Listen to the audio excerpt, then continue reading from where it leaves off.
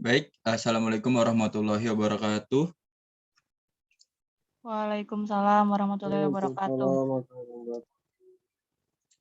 Baik, terima kasih untuk teman-teman. Saya ucapkan telah meluangkan waktunya untuk bisa hadir ke dalam Zoom meeting dalam rangka menyelesaikan tugas ujian akhir semester pada mata kuliah Negara, Hukum, dan Demokrasi. Sebelum lanjut ke pembahasan materi, izinkan saya untuk memperkenalkan diri. Perkenalkan, nama saya Muhammad Reza Nur Fadil, NIM 1924353 dari Universitas Ahmad Dahlan Fakultas Hukum. Baik, di sini saya ingin mempresentasikan tentang peran mahasiswa dalam membangun demokrasi.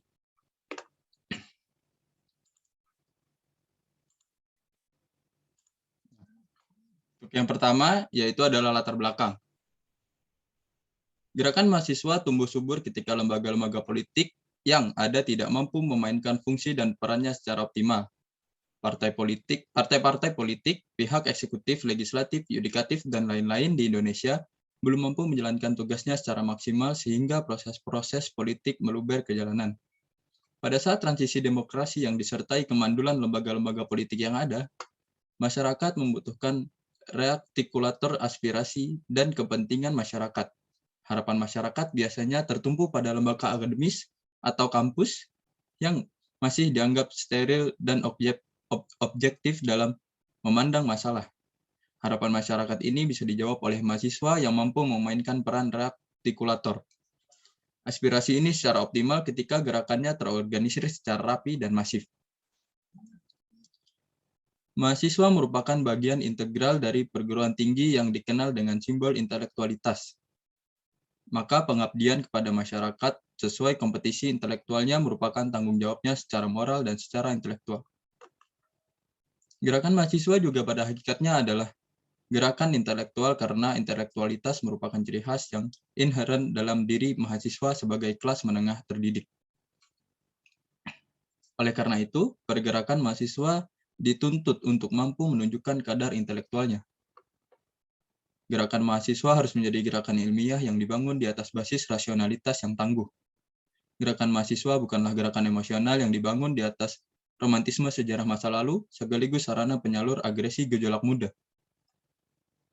Partisipasi mahasiswa dalam gerakan merupakan respon spontan atas situasi sosial yang tidak sehat, bukan atas ideologi tertentu, melainkan atas nilai-nilai ideal. Dari latar belakang tersebut, saya mendapat perumusan masalah yang pertama yaitu, apa itu demokrasi? Yang kedua, bagaimana dinamika demokrasi di Indonesia? Dan yang ketiga, bagaimana peran mahasiswa dalam membangun demokrasi di Indonesia? Masuk ke dalam pengertian yang pertama, yaitu pengertian demokrasi. Demokrasi adalah gabungan dari dua kata, yaitu demos dan kratos, yang diambil dari bahasa Yunani. Demos berarti rakyat, dan kratos berarti pemerintahan. Jadi demokrasi dapat diartikan sebagai suatu pemerintahan di mana rakyat memegang suatu peranan yang sangat menentukan. Ada dua tahap dalam demokrasi, yaitu demokrasi langsung dan demokrasi tidak langsung. Konteks demokrasi langsung, rakyat ikut secara langsung dalam menentukan pemerintahan. Demokrasi ini terjadi pada tipe-tipe negara kota waktu zaman Yunani kuno, yakni ketika rakyat berkumpul pada tempat tertentu untuk membicarakan berbagai masalah kewarganegaraan. Pada masa modern ini, cara demikian tentu tidak mungkin lagi, karena selain negaranya semakin luas dan warga negaranya semakin banyak, urusan-urusan kenegaraan juga semakin kompleks. Sistem demokrasi sekarang ini rakyat tidak lagi ikut dalam urusan pemerintahan secara langsung, melainkan melalui wakil-wakilnya yang ditentukan melalui pemilihan umum. Inilah yang disebut dengan demokrasi tidak langsung. Demokrasi adalah salah satu sistem pemerintahan rakyat, sebagaimana yang dipopulerkan oleh Presiden Amerika ke-16, yaitu Abraham Lincoln. Yakni demokrasi adalah dari rakyat, oleh rakyat, dan untuk rakyat. Atau dalam bahasa Inggrisnya, from people, by people, and for people. Demokrasi merupakan sebuah sistem pemerintahan yang melibatkan rakyat dalam berlangsungnya tata kelola pemerintahan. Sistem ini mengafirmasi bahwa pemerintahan ada demi rakyat secara komprehensif, bukan untuk segelintir elit penguasa singgasana perpolitikan seperti yang dewasa ini sering dipertontonkan.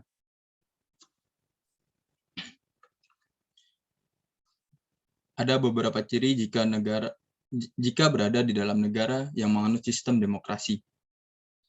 Seperti diantaranya, yakni terjaminnya hak kebebasan berpendapat, kebebasan melakukan kritik dan saran, hak atas kesertaan, dan hak atas kepemilikan.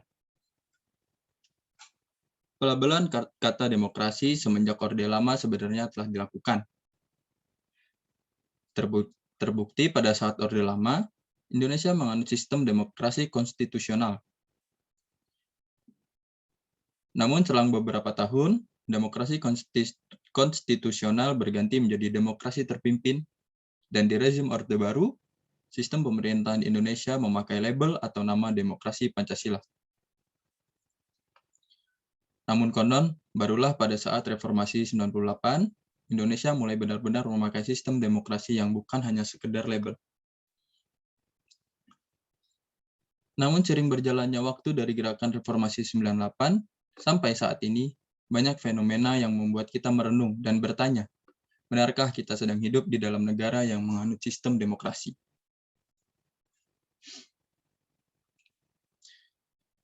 Jika mulai rezim Orde Lama hingga Orde Baru Indonesia telah memakai label demokrasi, maka Indonesia sudah dari dulu telah memakai sistem demokrasi. Namun, hanya memakai sistem demokrasi sebagai label saja, tidak ada aktualisasi tindakannya. Seperti yang kita ketahui dari zaman Orde Lama hingga Orde Baru, tipe kepemimpinan pada rezim itu begitu kental rasa otoritarisme, dengan begitu maraknya pembungkaman aktivis-aktivis pemuda dan mahasiswa. Dibatasinya ruang kebebasan berpendapat, dan terlebih kebebasan untuk melakukan kritik dan saran yang sangat dibatasi ruang geraknya pada rezim itu.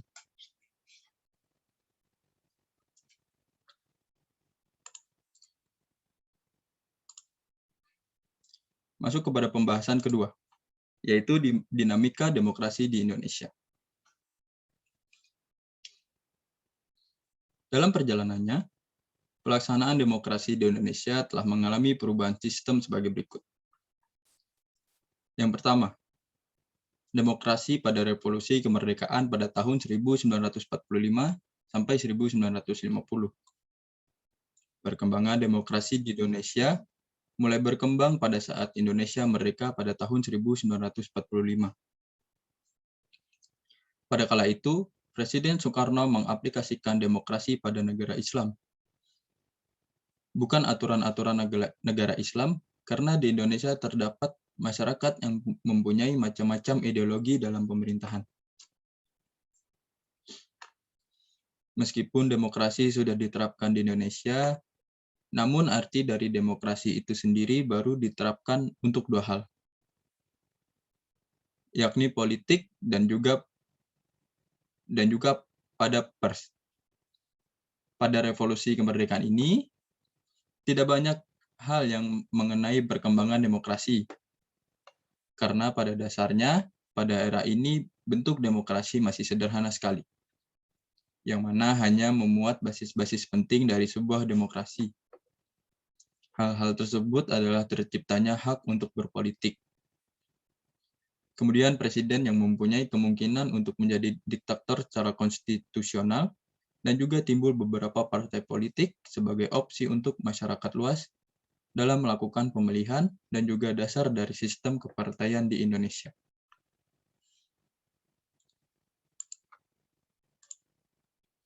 Kemudian yang kedua, era demokrasi parlementer pada tahun 1950 sampai 1959. Era dari awal revolusi kemerdekaan berkembang selanjutnya pada era demokrasi parlementer. Selama ini sudah muncul beberapa perbaikan dan tambahan dalam demokrasi yang dimiliki oleh Indonesia. Meskipun ada beberapa kelemahan, sistem parlementer saat ini dapat memberikan kelebihan pada sistem parlementer yang juga berguna untuk rakyat. Perkembangan demokrasi pada era ini ditandai dengan adanya UUDS yang berperan sebagai landasan konstitusional. Era ini dapat dikatakan sebagai puncak dari perkembangan demokrasi di Indonesia, karena pada masa ini kita dapat temukan banyak sekali elemen dari demokrasi yang terlahir. Adanya perwakilan rakyat yaitu parlemen memegang peran penting pada jalannya roda politik di Indonesia. Demokrasi parlemen ini bisa dibilang gagal karena beberapa sebab, termasuk adanya rasa keperpihakan pada partai-partai tertentu dan juga presiden, yang juga sebenarnya tidak suka dengan roda politik yang terus berputar di Indonesia kala itu.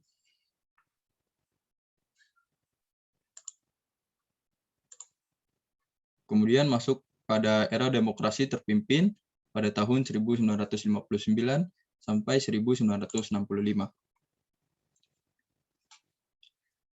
Karena gagalnya demokrasi pada era parlementer tadi, Indonesia kembali mempertimbangkan untuk membuat sistem demokrasi yang baru.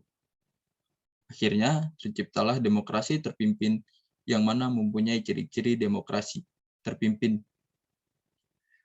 Pada era ini, arti dari demokrasi itu sendiri sudah bisa dibilang menurun karena adanya kekuatan-kekuatan politik yang sangat menjunjung ideologi masing-masing dan tidak memikirkan tentang politik nasional. Ada beberapa kekuatan yang sangat dominan pada era demokrasi terpimpin, yaitu kekuatan presiden, angkatan darat selaku lembaga pemerintahan, dan juga Partai Komunis Indonesia atau yang disingkat PKI. Dengan melemahnya politik nasional, maka hak-hak asasi manusia juga ikut melemah pada sistem ini. Hal ini tidak luput juga dari penyimpangan pada masa demokrasi terpimpin, seperti adanya absolutisme dan juga konsentrasi pada pemimpin sehingga mencoreng nilai-nilai demokrasi itu sendiri.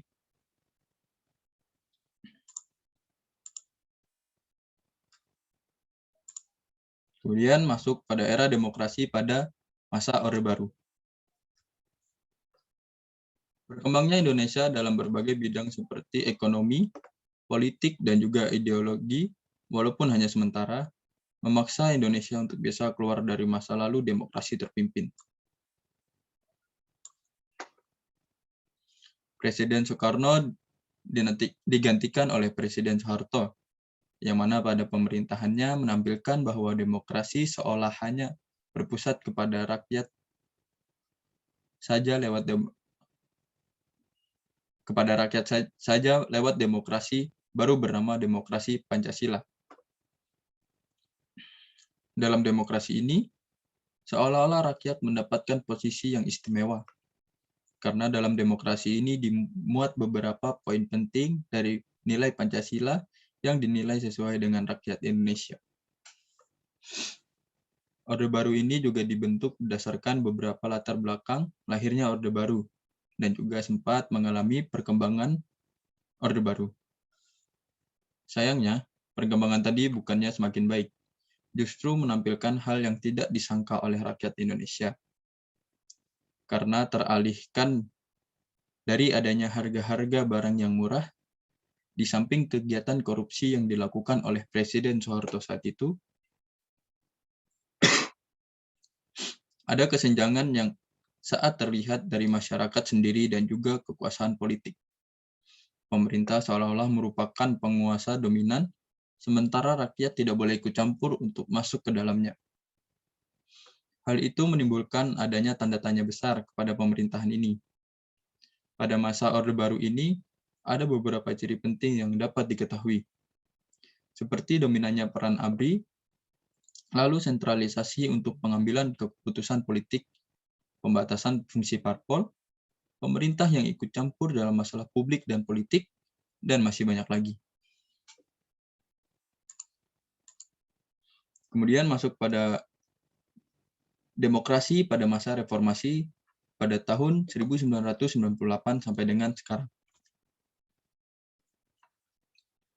Lalu dari periode Orde Baru, demokrasi kembali dirombak. Meskipun tetap memiliki nama yang sama, demokrasi Indonesia mengambil dampak positif reformasi, masyarakat kini bisa menikmati adanya contoh demokrasi Pancasila. Seperti pada kebebasan memberikan kritik dan saran, yang mana sangat dibelenggu pada era Orde Baru. Sekarang, Indonesia menganut sistem demokrasi yang mana telah dirubah dari demokrasi Pancasila versi Orde Baru. Dengan diktator yang perlahan meninggalkan pemerintahan, dan akhirnya terwujud pada saat terjadinya demonstrasi besar-besaran yang dilakukan oleh mahasiswa pada tahun 1998. Dari reformasi tersebut, akhirnya beberapa tuntutan mahasiswa berhasil dipenuhi, termasuk di dalamnya adalah runtuhnya rezim Soeharto. Dari sana, demokrasi perlahan berubah menjadi sistem demokrasi Pancasila yang saat ini kita rasakan, di mana masyarakat bisa hidup dengan damai dengan adanya berbagai perbedaan. Perubahan-perubahan itu terjadi karena adanya kegagalan-kegagalan yang terjadi dari pelaksanaan demokrasi yang pernah berlangsung sehingga membutuhkan penyesuaian agar kehidupan bernegara dapat berlangsung dengan baik.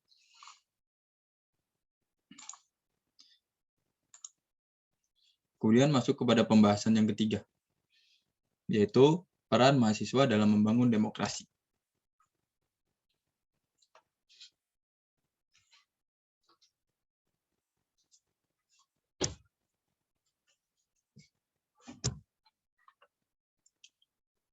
Kepinjangan sistem demokrasi di Indonesia bisa kita lihat dengan maraknya peristiwa pembungkaman nalar-nalar kritis pemuda, mahasiswa, dan masyarakat pada umumnya.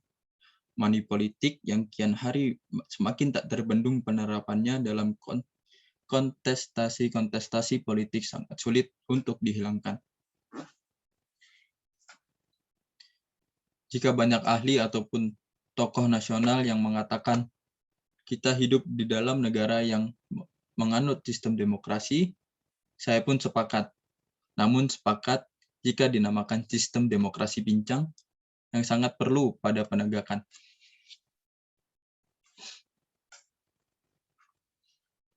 Kepincangan demokrasi di Indonesia menjadi tantangan tersendiri bagi kaum pemuda, terkhusus kaum mahasiswa sebagai kaum intelektual. Peran mahasiswa dalam penegakan demokrasi Indonesia kini dipertanyakan. Apa yang harus mahasiswa lakukan guna dapat menegakkan demokrasi di Indonesia? Untuk menjawab tantangan realitas sosial saat ini, ada berbagai ikhtiar yang harus dilakukan mahasiswa guna menegakkan demokrasi di Indonesia saat ini. Seperti mahasiswa harus selalu peka dan sadar terhadap berbagai fungsi dan tanggung jawab yang diemban, seperti diantaranya adalah mahasiswa sebagai agent of change dan juga mahasiswa sebagai agent of control.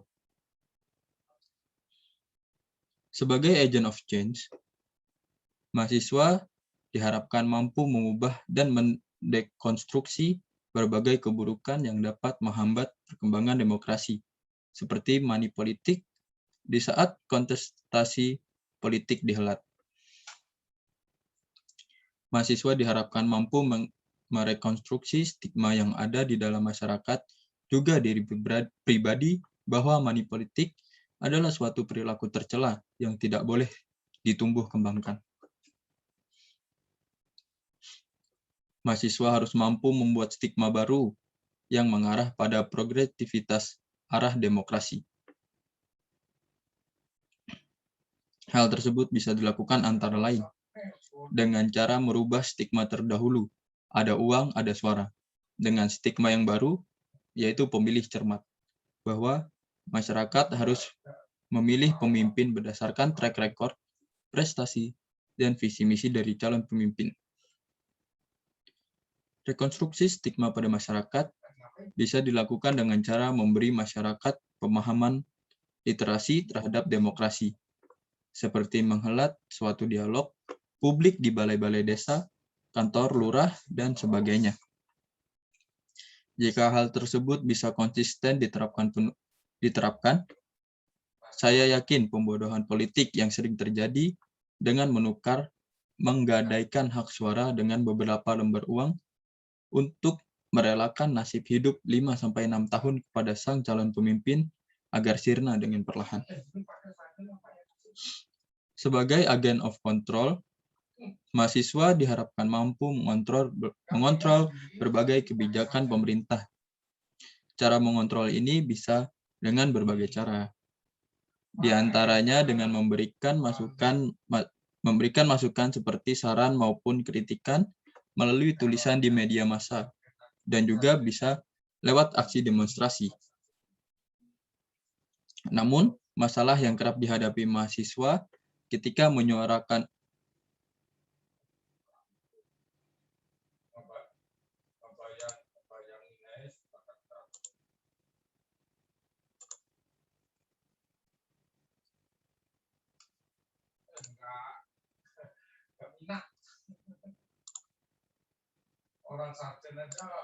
Mohon maaf, apakah suara saya masih terdengar?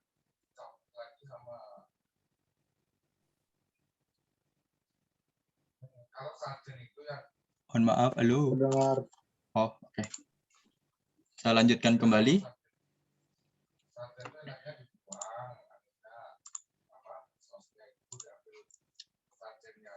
Namun, masalah yang kerap dihadapi mahasiswa ketika menyuarakan aspirasi, baik tulisan maupun demonstrasi, yakni seringnya pemerintah bersikap berperan, juga cenderung labil dan kurang berpikir kritis dalam menyikapi aksi yang dilakukan mahasiswa dalam upaya menumbuh kembangkan demokrasi melalui penyampaian aspirasi. Masih banyaknya tuduhan makar yang menimpa golongan aktivis menjadi simbol belum hilangnya ketakutan pemerintah apabila mahasiswa mulai menyuarakan aspirasi. Saya menduga trauma pada saat keruntuhan Orde Baru pada gerakan reformasi 1998 yang dipelopori kalangan mahasiswa dan pemuda masih terasa dampaknya hingga saat ini. Plato berkata dalam teori Guardiannya, pemimpin haruslah seorang yang filsuf. Sebelum seorang menjadi pemimpin, ia diharuskan terlebih dahulu mempelajari dan ahli dalam bidang filsafat, agar filsafat atau cinta akan kebijaksanaan dapat terpatri dalam diri pemimpin. Jika kebijaksanaan telah terpatri dalam jiwa pemimpin, maka saya yakin aspirasi dari kalangan mahasiswa tidak lagi akan ditanggapi dengan cara-cara labil dan baperan ala rezim saat ini dengan berbagai tuduhan-tuduhan makar dan juga melanggar UU ITE. Jika setiap perkara bisa diperantarai dengan perantara sikap cinta kebijaksanaan seperti yang diharapkan Plato dalam teori Guardian.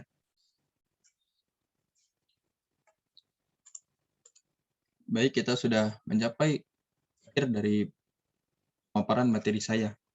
Itu kesimpulan. Kesimpulannya adalah mahasiswa harus mampu sadar akan peran dan tanggung jawab agar layak dan pantas disebut sebagai mahasiswa. Mahasiswa seharusnya tidak boleh berpangku tangan dan terlalu berpasrah diri terhadap pemerintah, karena pemerintah toh juga sama halnya seperti mahasiswa, yakni sesama umat manusia.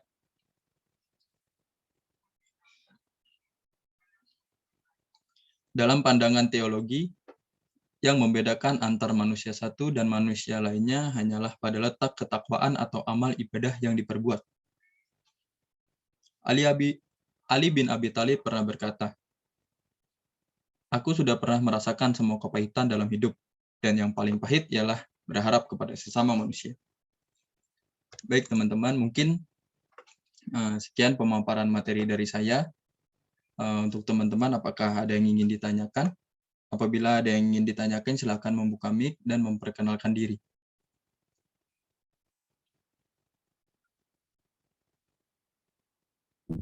Saya ingin bertanya.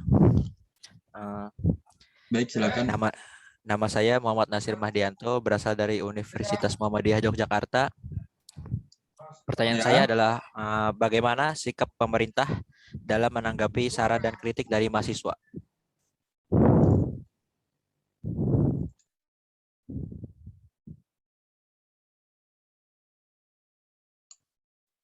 Mohon maaf, Mas. Tadi pertanyaannya saya ulangi.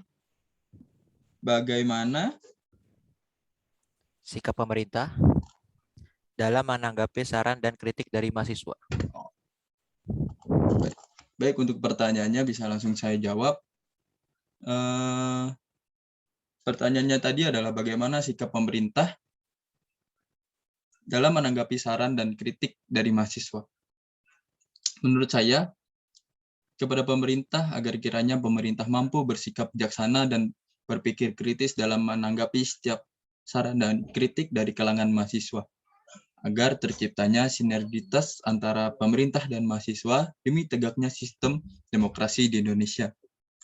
Mungkin jawaban itu jawab dari saya. Apakah ada tambahan, Mas Nasir? Ya ada, sudah cukup jelas. Makasih. Baik, sama-sama Mas Nasir. Untuk teman-teman yang lain, apakah ada yang ingin ditanyakan? Perkenalkan, saya Doni Setiawan dari Universitas Komputer Indonesia Bandung. Saya ingin bertanya, mengapa Silakan, Mas demokrasi Doni. penting bagi mengapa demokrasi penting bagi mahasiswa? Baik, pertanyaannya saya ulangi. Mengapa demokrasi penting bagi mahasiswa? Mungkin bisa langsung saya jawab.